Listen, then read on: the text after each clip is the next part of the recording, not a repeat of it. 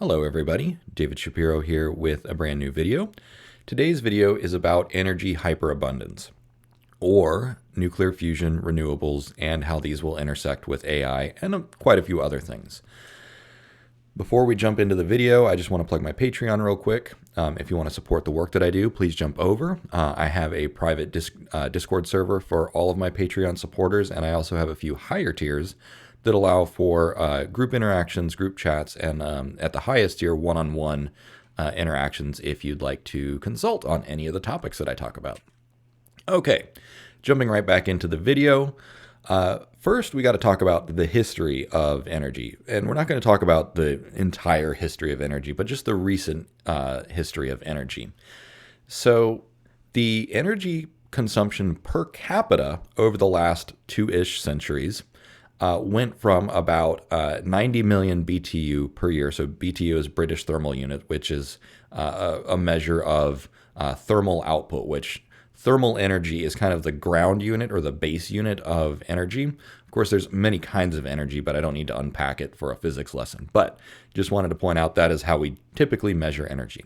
So around 90 BTU, and then it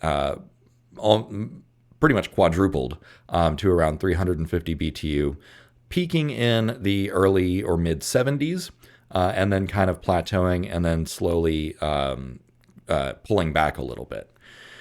So one thing that we need to understand about energy consumption is this thing called Jevons paradox.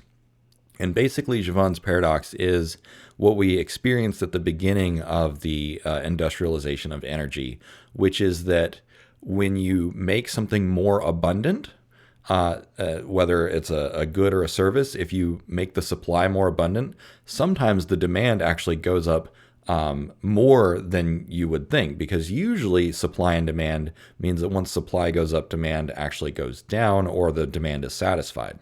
So there's a couple reasons for this.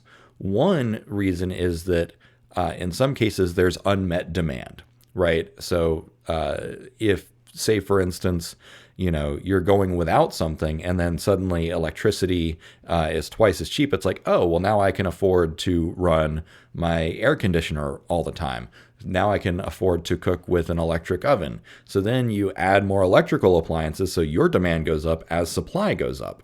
Now, that being said, another way of looking at this is unmet demand or latent demand. So once the latent demand is met, that means that you're getting all of your energy needs met, then demand should stop rising. Now, that being said, that doesn't exclude the possibility of discovering more energy needs in the future. So say, for instance, once AI takes off, maybe our per capita energy starts to go up again because AI runs on very expensive computers that consume a lot of power.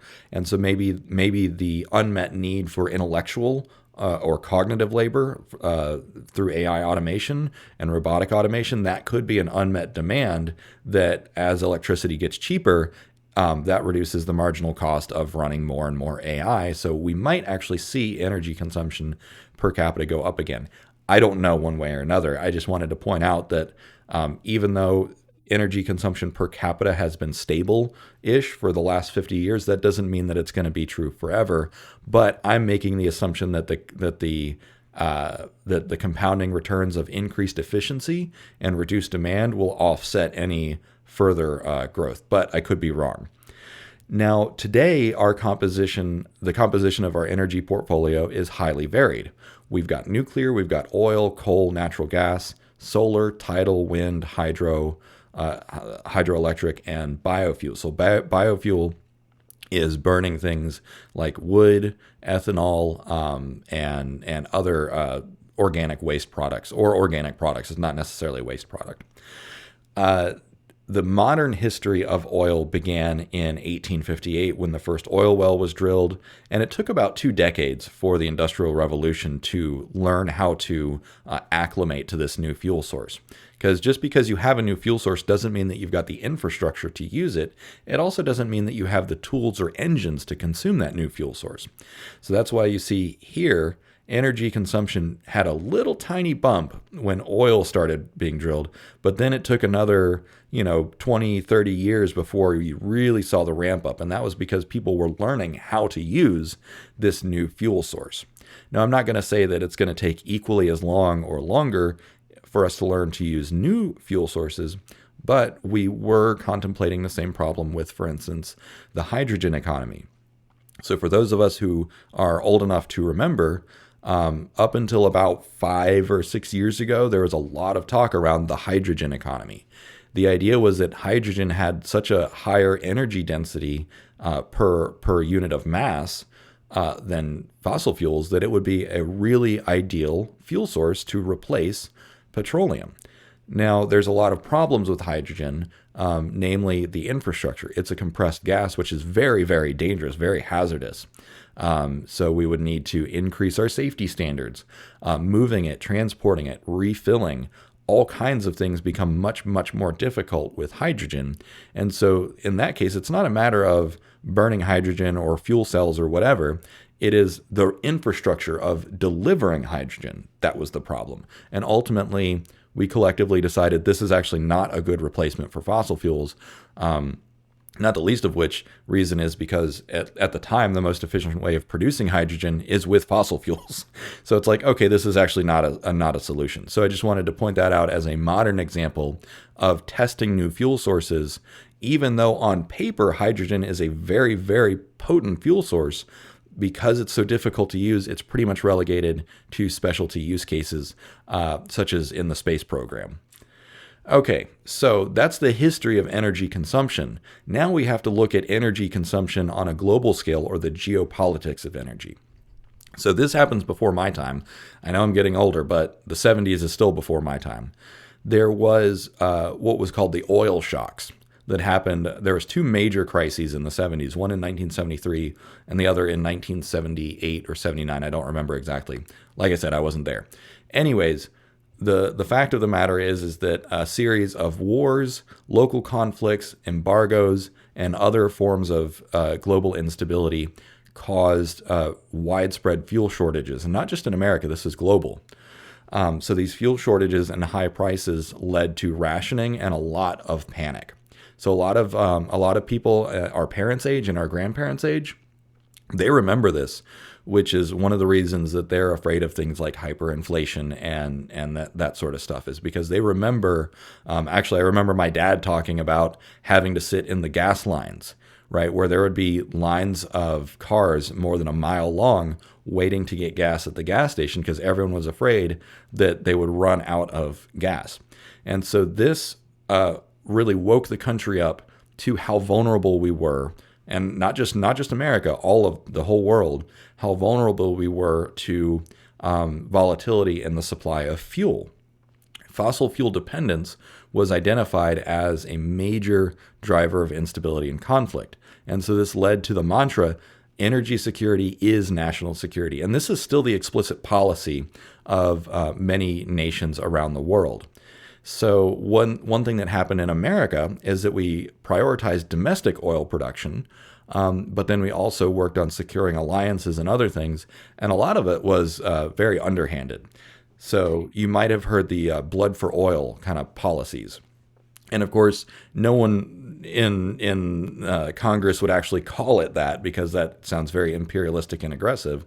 This is what protesters and critics of the government called it. But so there's a few things that happened. So the petrodollar is a reference to a policy where America pretty much strong-armed the oil-producing nations to price their oil in the U.S. dollar, which on the positive side, the benevolent side, the stability of the U.S. dollar should have helped. The goal was hopefully to stabilize the price of oil, but it also ensured that the U.S. dollar was the global reserve currency. And, just taking a big step back, if you have one nation that is responsible for the global reserve currency, that's kind of unfair on a global stage, which that has been an unpopular move for the last 50 years. across the world. You see ongoing reverberations of that, for instance, in the tensions between the U.S. and China, where currency manipulation, like, the U.S. will accuse China of currency manipulation, and China's like, what are you talking about? You've been manipulating global currency for 50 years, right? Like, pot calls kettle black, don't be a hypocrite. It also resulted in a lot of proxy wars between the U.S. and the Soviet Union, particularly in the Middle East, when it was a matter of kind of fighting over influence or control of oil-producing nations. Iraq and Iran are kind of two of the primary examples, and Iran was actually central to some of those oil shocks in the 70s.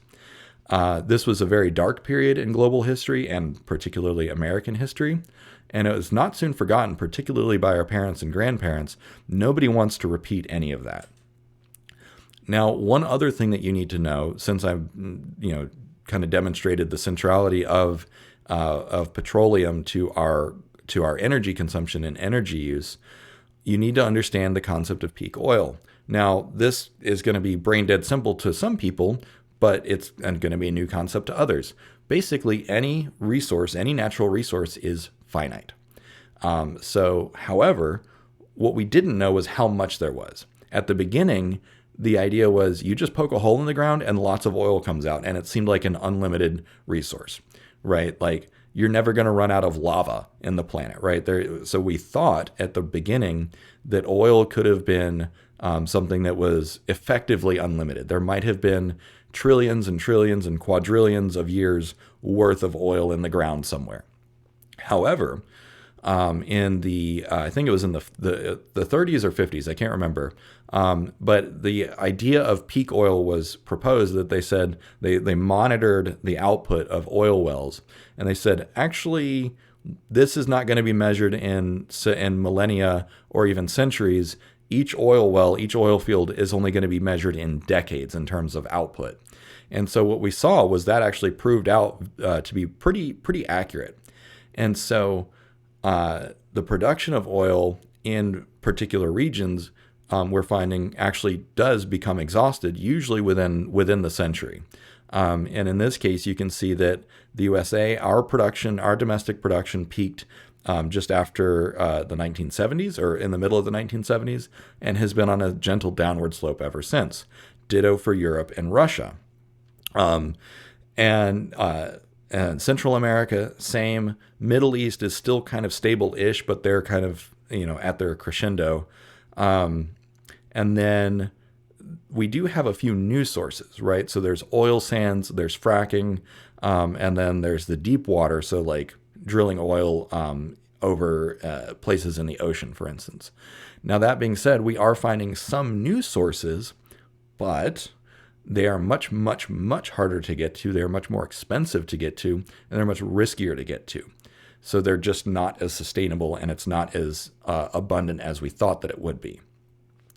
Now, the other thing to point out, though, is that our food production and our water production and a whole lot of other stuff, even just transporting food so that you can get to it, energy production, our entire civilization presently still depends on oil.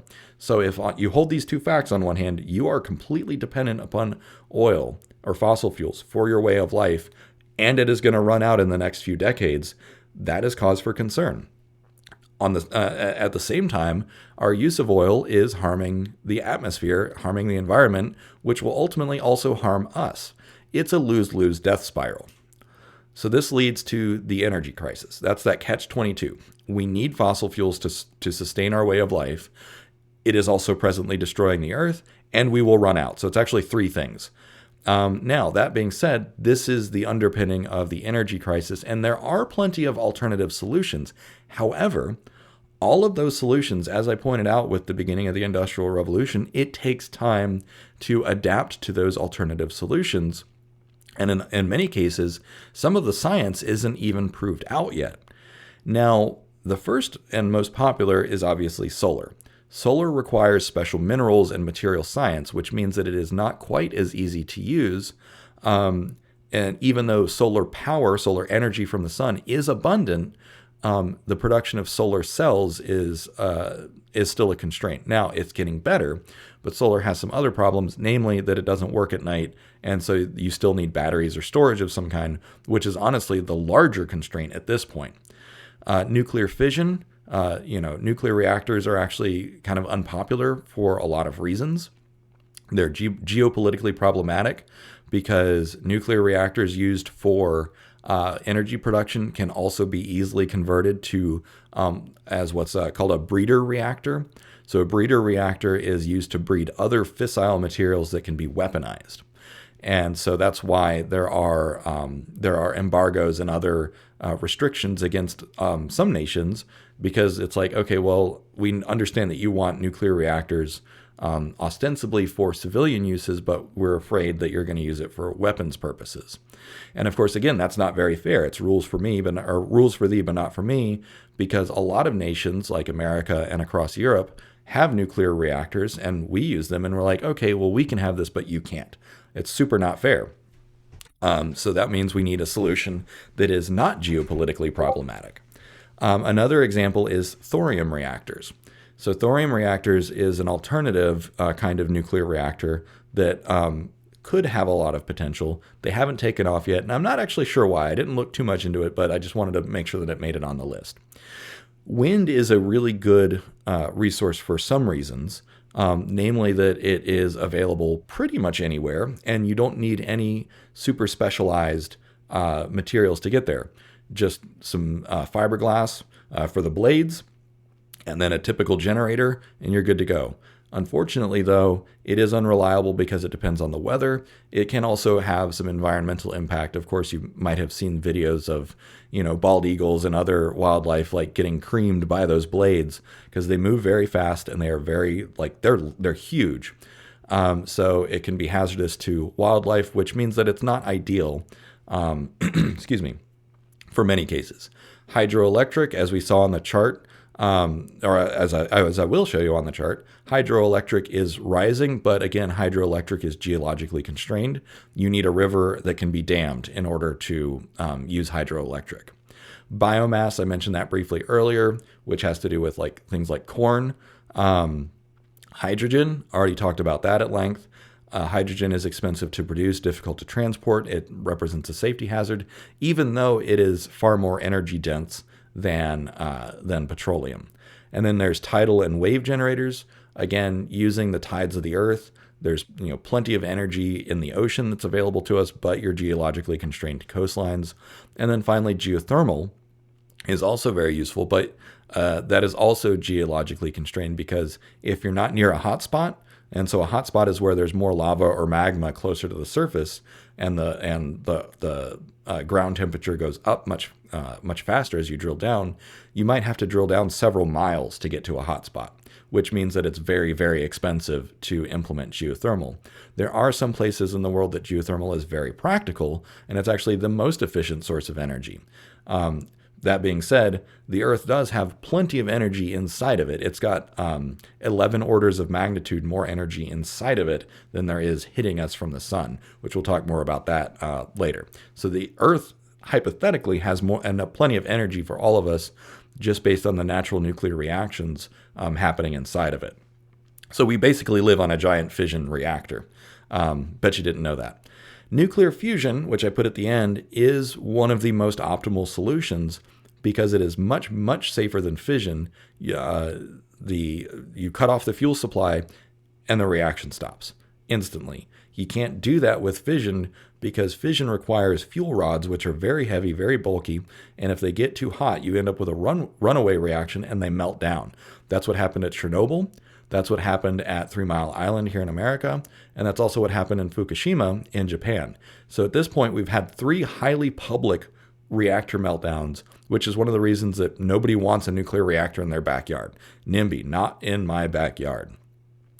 Now, that being said, while nuclear fusion is hypothetically much safer and much cleaner, it is harder to produce. We have not yet figured out how to produce nuclear fusion reliably enough. So if we can get over that last hurdle, it should be the most abundant source of energy for us, and it should also be safe and scalable. But again, we're not there yet, so solar is kind of the next runner-up. Let's talk briefly about the history of fusion. So in 1952, the hydrogen bomb, or the thermonuclear bomb, proved that nuclear fusion was possible. We already knew that nuclear fusion was possible from observing our star, right? But the sun is billions of times more energy than we could ever produce, use. And it's also obviously beyond the scope of our engineering. So the best we can do is just capture some of that fusion energy with solar panels. So in effect, solar panels are a type of fusion reactor or fusion power.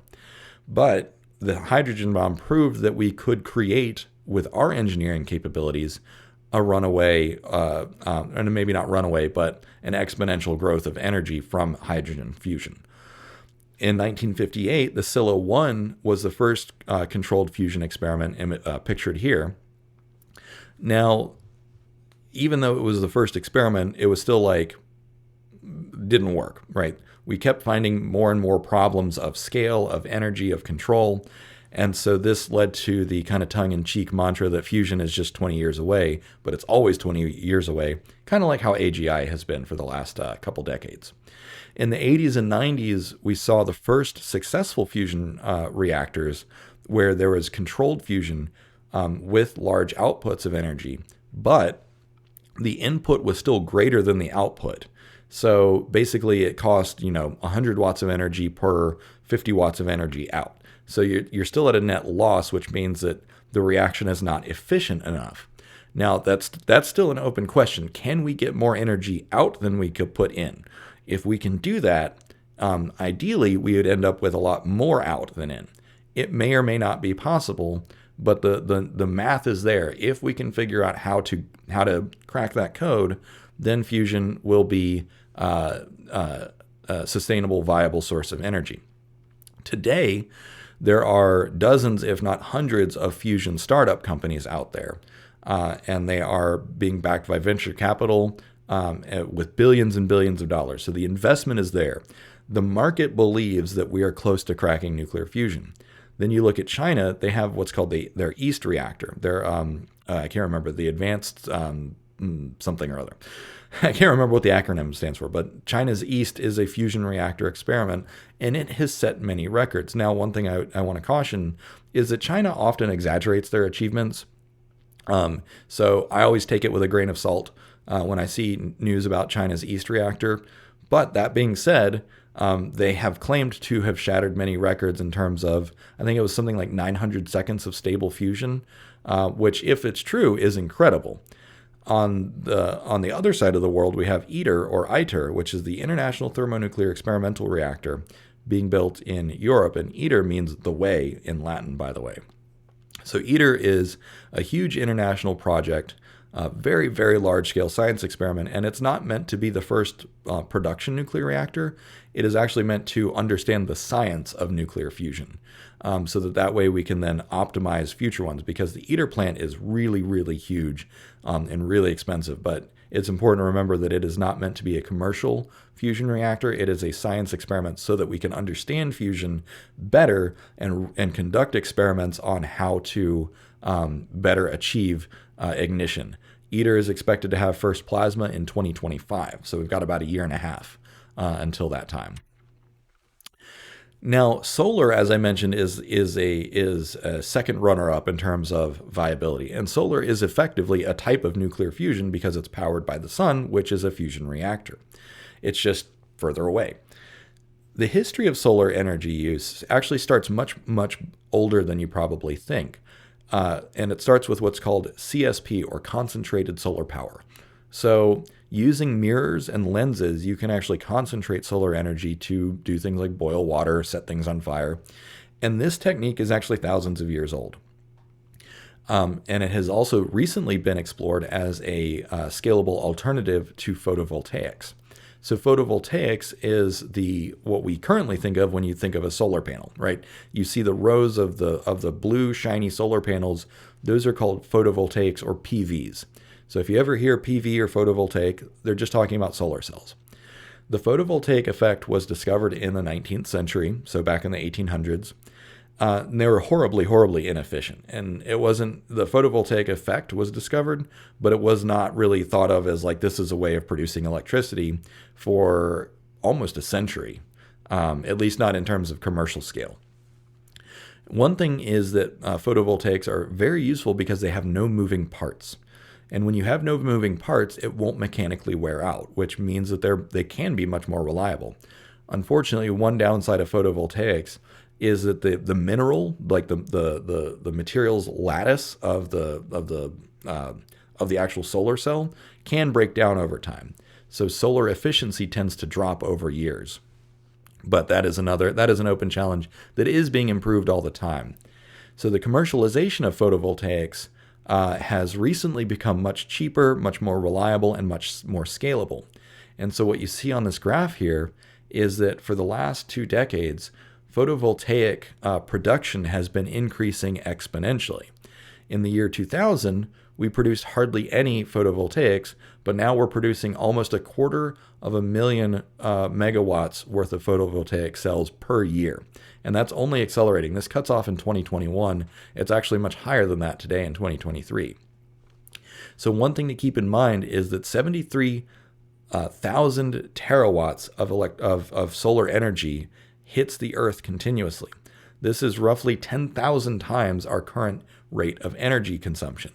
So in that respect, there is hypothetically a hyperabundance of solar energy hitting the Earth at any given moment, if only we can harvest it. And obviously, we're not going to harvest all of it because we don't want to live under a dome of solar power, but we could hypothetically put some of those solar panels in space and beam the energy down to us if we wanted to. There are ways of achieving that, such as with lasers and microwaves, but you don't want to accidentally set your neighbor's house on fire by beaming down too much energy. So I've talked extensively about the concept of energy hyperabundance, or EHA. So let's define it in more rigorous terms. You can say that we've achieved energy hyperabundance, or EHA, when our energy portfolio, when our energy ecosystem meets all of these criteria. One, it's renewable, meaning that we can use it effectively forever without depleting its source, whether it's earth resources or something else. Obviously, if we're using solar, the sun will eventually burn out, but we're looking at timescales of billions of years rather than decades. Number 2, it's sustainable, meaning that we can use it continuously without something becoming unstable, damaging, harmful, or otherwise taxing. It's scalable, which means that it needs to be free from scalability constraints such as limited minerals or other exotic materials or resources. So if something is scalable, that means that we can go from 0 to many, many terawatts of generation without any major constraints. And like I said earlier, one of the biggest constraints for solar is storage, actually. So that is actually a major constraint. Number 4, it needs to be clean, which means preferably it has 0 emissions and 0 toxic waste.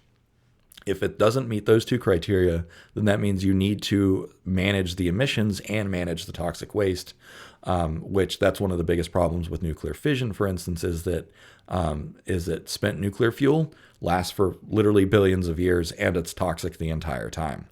So it's not necessarily ideal. It needs to be abundant, which means that it is effectively limitless, which again, the sun is effectively limitless as far as we're concerned, because it will be producing a huge surplus of energy for billions of years. Number 6, it needs to be efficient, which means that it needs to have minimal thermal or material waste. So again, it comes back to the outputs, the unused or undesirable outputs. Number 7, it needs to be accessible, which means that it needs to be globally available to everyone. As we mentioned, there are certain geographic constraints, such as with geothermal, but there's also geopolitical constraints, as with nuclear fission. So number 8, it needs to be affordable, meaning that it can't be more expensive than our current solutions. It's actually got to be cheaper. And ideally, energy hyperabundance means that the marginal cost of power generation is near 0. So imagine a future where the energy that you need is as free as air, basically. That is the high goal. I don't know if we'll ever get there, because nuclear reactors, fusion or otherwise, are always going to be somewhat expensive to build, which means there's going to be some cost associated with it. But the idea is that we get it as efficient as possible so that the price approaches zero. It'll never actually be zero. Number 9, it needs to be stable. So we need to avoid those availability shocks, those price shocks, and it needs to be stable globally as well. And then finally, 10 needs to be completely safe, which means that it's not liable to blow up. It's not going to hurt the environment. It's not going to be dangerous to wildlife, that sort of thing. And that, and even if it's not perfectly safe, like intrinsically, at least the risks need to be easy to mitigate so that it is easy to make safe. If we can meet these 10 criteria, we will have achieved energy hyperabundance. And as I mentioned earlier, solar and fusion represent some of the best options to get there, although there are still some constraints there, namely with battery and storage technology and the fact that we don't have sustainable fusion science yet. Now, the benefits of achieving energy hyperabundance are numerous. First and foremost, reducing geopolitical tension. Many of the conflicts around the world in the 20th century and up to today are at least partially driven by or mediated by fossil fuels. So, for instance, in the present war between Russia and Ukraine, or rather Russia's invasion of Ukraine, one of the things that Russia relies on is its natural gas exports, which it gets billions and billions of dollars per day from exporting natural gas, which it can then use to pay for its war. On the other hand, there is alliances and other tensions about oil supplies. So, for instance, one of China's biggest vulnerabilities is its dependence on external sources of oil, which again, that is something that is not good for China because it's something that they might be afraid of in terms of if geopolitical tensions rise. The next thing is food security. So this is also universal. Your food production, everything that you eat, depends at least somewhat on fossil fuels, and that includes even if you grow your own food on your own land. Things like fertilizer and other supplies are totally dependent upon fossil fuels. So in order to secure the global food supply, we need to get off of fossil fuel. This has nothing to do with China or Iran or Europe or Russia or America. This is just for the sake of the human species. We need to get off of fossil fuels so that we can continue to eat. The same is true for water. So whether you're transporting water or purifying water, making it potable, unless you have a rain barrel, you are dependent on fossil fuel for your water. And so energy hyperabundance could help us solve things like water scarcity permanently. Number 4, this is again more broadly, is that energy hyperabundance would fuel a tremendous amount of economic growth for the foreseeable future. Much of the economic growth we've seen over the last 2 centuries was fueled entirely or primarily by fossil fuels. So if you can imagine that we have 10,000 times more energy in 10 years from solar and fusion, then the amount of economic growth that could drive is totally insane. Number 5 is climate change mitigation. So if we have hyperabundant energy, such as from a lot of solar and a lot of fusion, then that allows us to power much more expensive technologies, such as atmospheric CO2 scrubbers that allow us to pull carbon from the atmosphere and therefore mitigate some of the worst effects of climate change. And we'll talk a little bit more about how that could be done in 1 or 2 slides. Number 6 is environmental preservation. So right now, a lot of the resources that we consume have a cost on the environment. However, if we have energy hyperabundance, that unlocks new capabilities of synthesizing the resources that we need, whether it's through recycling or more energy expensive processes. But that basically means that we can leave the environment alone in more cases and make our own resources with this hyperabundant energy. And then finally, number 7, I know you've been waiting for this, is peaceful coexistence with artificial intelligence. So energy use is something that humans and machines will have in common. We will both depend on production and consumption of energy. Now, because of the concept of instrumental convergence in artificial intelligence, which is basically saying that artificial intelligence is still a machine, so it's still going to have some machine-based needs, such as need for energy, compute, and so on. If we don't solve energy hyperabundance, and AI, artificial superintelligence wakes up into a world where its energy supply is not guaranteed and stable, it might say, I should actually take that from humans. But if we achieve energy hyperabundance before that, then the AI wakes up and says, oh, we actually don't have to worry about energy, at least not for the foreseeable future. So then the friction between artificial intelligence and humans becomes inconsequential, or at least less consequential for the foreseeable future. So one of the reasons that I feel so good about this is because, again, looking at the ramp up of our portfolio of renewable energy over the last 6 decades or so, back in the 60s, we had about 1,000 terawatts of hydropower. Now we have 4,000 terawatts of hydropower, in addition to 3,000 terawatts of other renewables such as wind, solar, and others. So we are quickly ramping up. Now, that being said, when you look at the total energy portfolio, we are only producing somewhere between 5 and 10% of our total energy needs with renewables. The rest is still nuclear, natural gas, oil, coal, and traditional biomass, many of which are harmful or carbon positive, not rather than carbon neutral or carbon negative. And so you see here, we're at 7,000 terawatt hours of renewables, just over, actually closer to 8,000.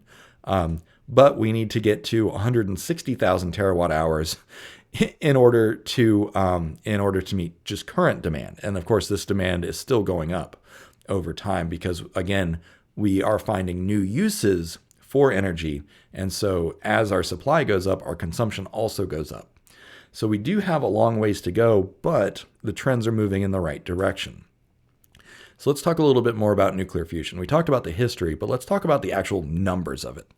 Nuclear fusion is utterly incomparable or incomparable to other energy sources because of its energy density.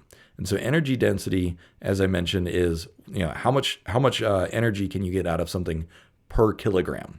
So gasoline is about 13,000 watts per kilogram, right? And gasoline is the most widely used fossil fuel. You use it in your cars, you use it in your tractors, you use it everywhere. Uranium is 22 billion watts per kilogram hour. So that is like more than 1 million times more energy dense than gasoline. So this is why nuclear fission was seen as the solution that everyone needed. They said, oh, well, with just, a few thousand tons of uranium, we can power the entire human race for, several years. That being said, due to the problems that I outlined earlier, uranium-based fission is problematic because the waste products are very toxic and difficult to manage. And then finally, there's the geopolitical concerns about weaponization. Nuclear fusion is 177 billion watts per kilogram hour, or watt hours per kilogram. So it is still several times more energy dense above uranium. So it's even better than nuclear fission in terms of energy density. But then, of course, I also outlined that it is much safer for many, many reasons if we can figure it out. And this is actually a fusion reaction happening here.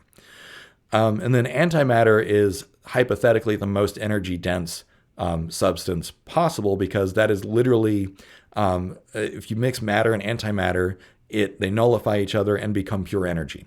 And so that is 25 trillion watts per kilogram. So that is, again, several orders of magnitude higher than fusion. So maybe we'll get there one day. But if you ever wondered how the ships in Star Trek were so powerful and they could move across space, it's because they were powered by antimatter, which is many, many, many orders of magnitude more energy dense than any fuel we have today. We might get there, we might not. There are many advantages to nuclear fusion. For instance, the fuel sources are abundant. Hydrogen and deuterium are easy enough to extract from seawater, and then tritium, which is another isotope of hydrogen. I actually didn't realize this, but it's actually relatively easy to synthesize by breaking lithium apart. The waste products are cleaner. if you fuse hydrogen, you get helium, which you can actually use helium for plenty of other things, but also helium is non-toxic. Much, much lower risk of meltdown. In fact, we have to put so much energy into the fusion reaction in terms of achieving ignition. You just switch off the magnet that wraps around this, the reaction stops. You cut off the fuel, the reaction stops. There are so many ways to kill a nuclear fusion reactor that like it's pretty much impossible for it to blow up or melt down. I'm not going to say it's totally impossible, but in terms of mitigating risks, way, way, way easier. And even if it does blow up, the fuel is completely non-toxic. So a fusion reactor explosion or meltdown, yes, it would release a lot of heat, but there's not going to be any residual, nuclear fallout, basically. So because of this, nuclear fusion represents like the pinnacle dream of removing energy bottlenecks. Now, that being said, nuclear fusion is always 20 years away. We might go into another fusion winter, just like how AI has gone into many AI winters, which if we cannot get that input is less than output for fusion, it's still a no-go, right? It might be a dud, kind of like how the hydrogen economy was a dud. I hope that's not what happens, but fortunately, we've got other renewables ramping up right now, including wind and solar. Now, one thing that a lot of people are concerned about, because I've mentioned fusion in quite a few of my videos, is what happens with the surplus heat. Now, there's first and foremost, there's many, many industrial uses for the surplus heat from nuclear fusion, which can then be used to offset other production. So you might end up with a net neutral in terms of that surplus heat. So for instance, desalination of water. You can use that surplus heat from nuclear fusion to just boil seawater, and don't boil it with the fish in it, right? You pipe it from the ocean, make sure there's nothing alive in it. But you boil the seawater, you end up with fresh water and then salt and other minerals. That is a very, very heat-intensive process, which would be a really good use of waste heat from nuclear fusion. There's also plenty of other industrial processes which could use that waste heat, such as smelting iron or other metals. Another thing is that by consolidating the use of that excess heat, you offset a lot of other industrial processes, which means that you're just generating heat over here. Well, instead of generating it in two places, you generate it in one place. And so then you have a chain of industrial uses for that additional heat. Now, that being said, if, say, for instance, we increase our usage by another 1,000x, right? If we use 7.3 terawatts of energy right now, what if we go up to 7 quadrillion watts? Then the concern is, okay, well, what happens with all that excess heat? Won't that cook us alive? Won't Earth become a hothouse or a greenhouse? One thing that you need to keep in mind is there's several orders of magnitude here. Even with all the energy that we are consuming today, this is less than 0.01% of the total energy delivered to us by the sun. So yes, if we go up 1,000x, that is going to be 10%, right? That could probably cook us. Now, that being said, thermal equilibrium is maintained by primarily by either reflecting excess heat from the sun back into space or by just radiating excess heat from the Earth to space. And as I mentioned earlier, the Earth is also heated from within. So the Earth contains 10 to the 31 joules of energy. And energy production by humans is only 10 to the 20. So even if we go up 1,000x, if we go up to 10 to the 23rd, then that's still going to be several orders of magnitude less than the amount of energy the Earth already contains and successfully radiates out to space. So pretty much no matter what we do, unless we try and boil the entire oceans, the human impact, even from using fusion, is going to be pretty trivial. And even if we do have excess heat that we need to manage, we can radiate it directly to space. And we can also modify the atmosphere to reject even more excess heat. And so that leads to the idea of a global thermostat, which we'll talk about in the next slide. Anyways, so the short version is even if we go up 10x or 100x in terms of total current energy usage, that's still going to be not that big of a deal. And there are ways to mitigate it. So the global thermostat idea is that if we have a surplus of energy at our disposal, we can use that energy and other engineering techniques to maintain optimal atmospheric conditions. And what I mean by that is modulating the amount and kinds of greenhouse gases in the atmosphere, as well as dust and particulates, because those have a big impact on absorption and reflection. And so basically, we can modulate the insulation properties of the atmosphere, as well as the amount of thermal capture. So this allows us to change the atmosphere's characteristics so that we use that energy out versus energy in to maintain an optimal balance of thermal exchange. So the total system energy in the atmosphere is responsible for all the climate change that we're worried about. For instance, hurricanes are effectively powered by thermal energy from the sun. Rainfall, evaporation, all of that is rooted in thermal energy, which then, of course, powers the biosphere. And again, the radiative energy from the sun is what helps plants grow, which provides food and oxygen and all that stuff. So there's a few other conditions. I mentioned dust and particulates in the atmosphere are also important. Vegetation on the surface, such as grasslands versus desert versus ocean, this has a big impact on the albedo, which is the reflectivity of the Earth's surface. And then also clouds. Cloud cover can also change how much energy is absorbed versus reflected.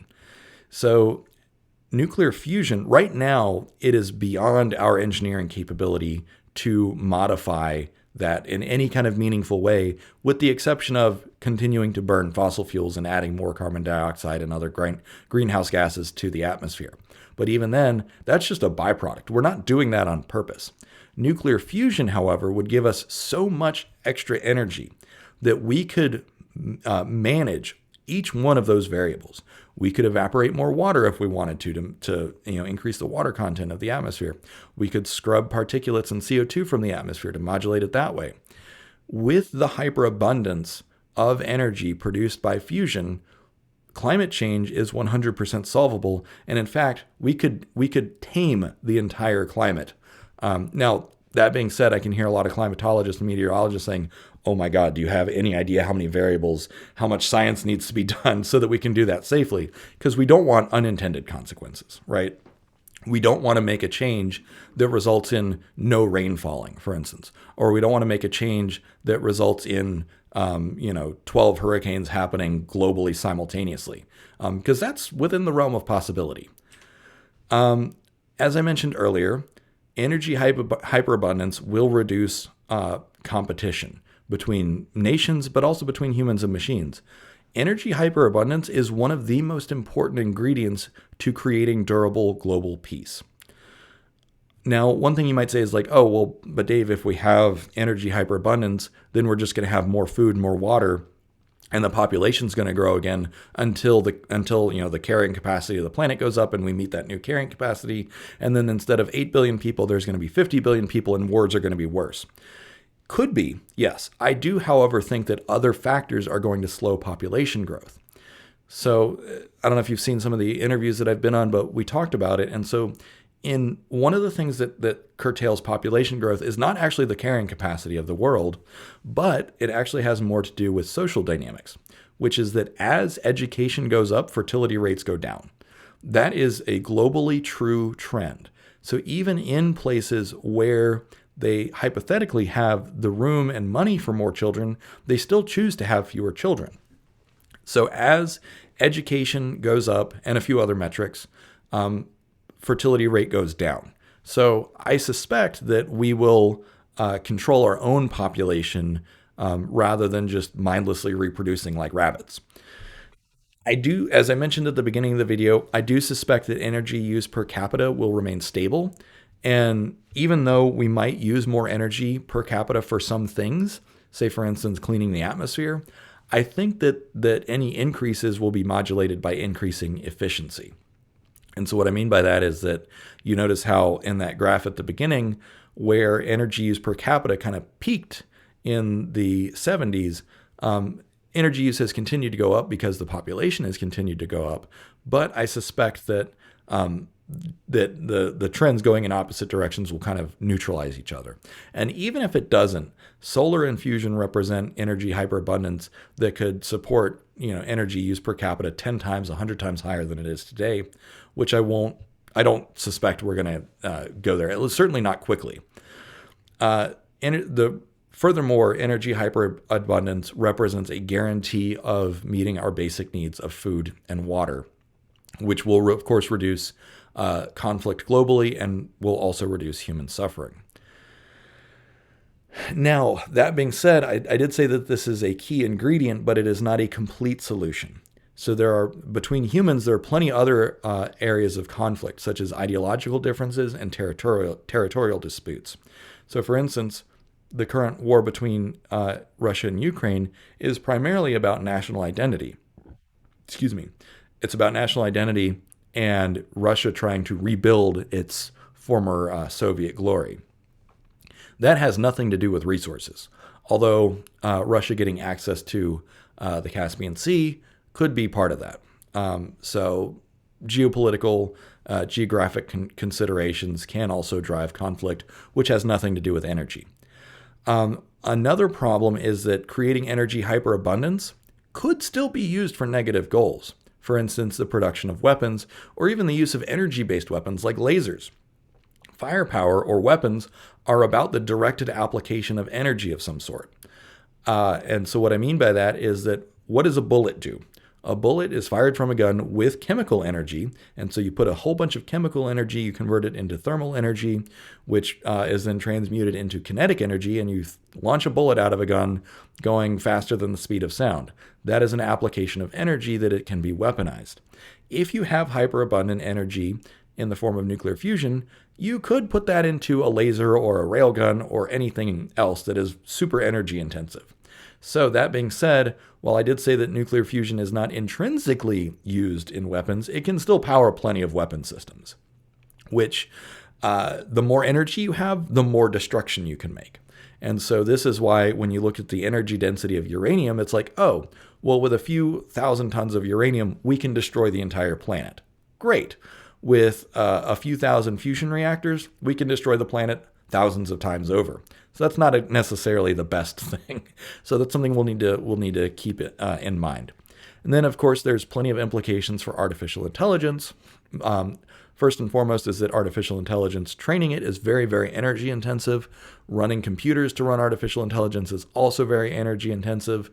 And because of that, once we achieve AGI, it's probably going to want a stable power supply, which is defined by instrumental convergence. I mentioned that earlier. And therefore, energy competition between humans and AI could be very, very problematic. And if we don't solve that, it would almost certainly be catastrophic. In other words, the AI might say, we need the energy more than you need it, so we're going to take it all. And then, humans, you can go starve for all we care. Now, that being said, if humans are seen as cooperative and beneficial towards solving energy abundance, then AGI has less reason to attack, expand, and seize control. But even here, energy hyperabundance is not a complete solution to the control problem, but it is a necessary component. So the conclusion is that energy hyperabundance is necessary but not sufficient for the perpetual existence of the human race. And again, this is all a foregone conclusion, right? There's a reason that nations have been dumping billions of dollars into fusion research and solar subsidies for the last few decades, because all the decision makers in the halls of power say, hey, if we don't solve this, we're doomed. It's really that simple.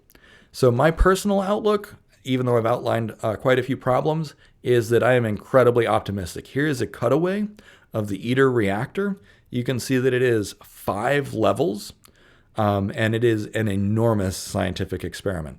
When you see this much energy and money and resources and expertise being pointed at a problem, even if this version doesn't solve it for good, we're going to learn so much about nuclear fusion just from this one experiment. And of course, it's not even the only experiment going on in the world. So, with that being said, I am very optimistic that these problems are all solvable, that we're moving in the right direction. There is still plenty of work to do, and time is of the essence. Because with the rapid rise of artificial intelligence, we have not yet solved energy hyperabundance, which means that artificial general intelligence will compete with us for energy. So we need to figure that out, not just for our own sakes, but for the future of humanity and cooperation. So thanks for watching. I hope you got a lot out of this video.